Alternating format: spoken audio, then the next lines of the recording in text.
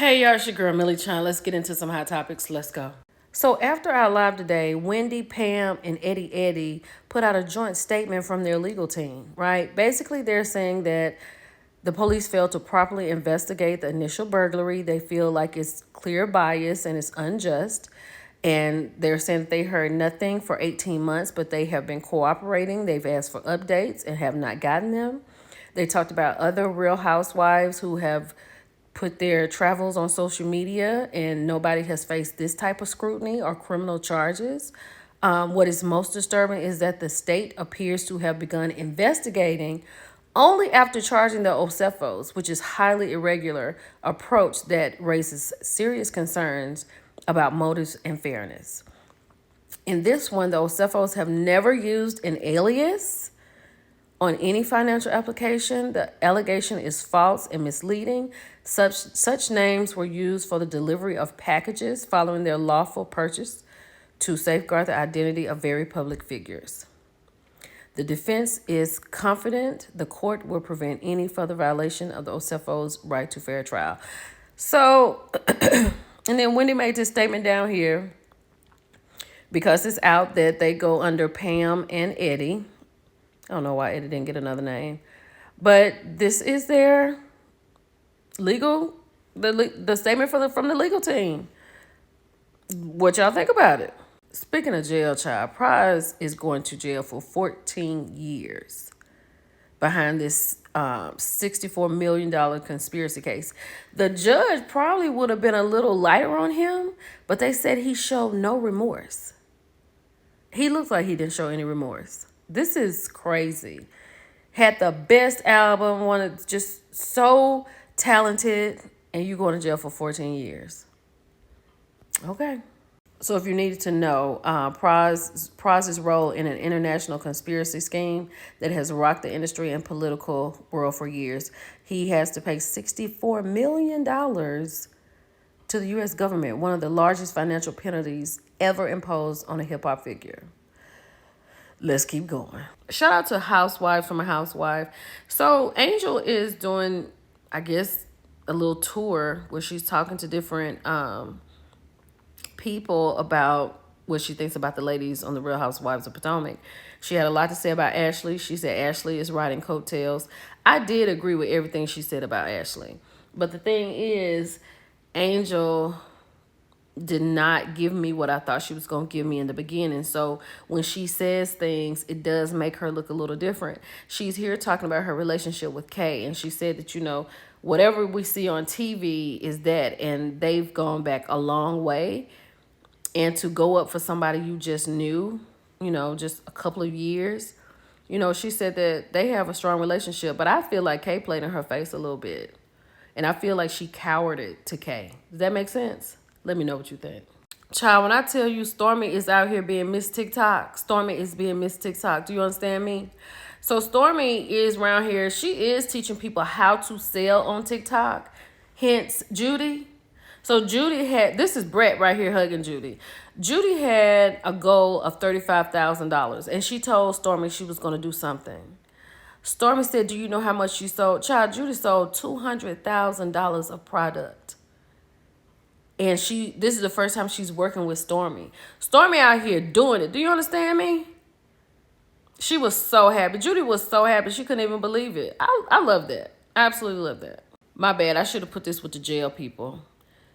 Democratic Congresswoman Sheila Sherfilis McCormick has been charged with stealing $5 million in COVID-19. Y'all, they are saying that she could face up to 53 years in prison. We talked about this before because I was like, how much money is in the COVID-19 fund? She allegedly used that $5 million in the Federal Emergency Management Agency, FEMA, to fund and bankroll her campaign in 2021. Y'all got to learn how not to take things that don't belong to you. If you knew that money was in there, you didn't put it in there. Why are you taking it out? How do these people get to Congress and just get crooked all of a sudden? Is that a requirement? Now you facing up to 53 years. Look at her. 53 years? This is crazy. Child, Disney World is supposed to be the happiest place on earth. People are going over there to leave here. A fifth Unalived reported at Walt Disney World in less than a month. Y'all, this started October the 14th. A 31-year-old took his life. Then on October 21st, a man in his 60s suffered a medical emergency, right? Then there was a 28-year-old. She took her life, right? Then there's another one on down there. Somebody in their 40s was found unalived. Like, what is going on at Disney World? This, like I said, this is supposed to be the happiest place on earth. And you go, this is your last hurrah going to Disney World and you out of here? What is happening over there? Y'all, this is crazy. The Department of Education has removed graduate nursing from a list of professional degree programs as it begins rolling out student loan changes included in the current administrator's Big Beautiful Bill.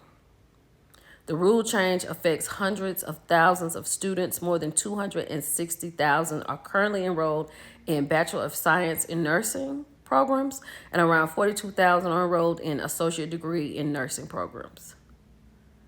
This is crazy. And down here at the bottom, this is the list of people that they are going to consider to be in a professional degree.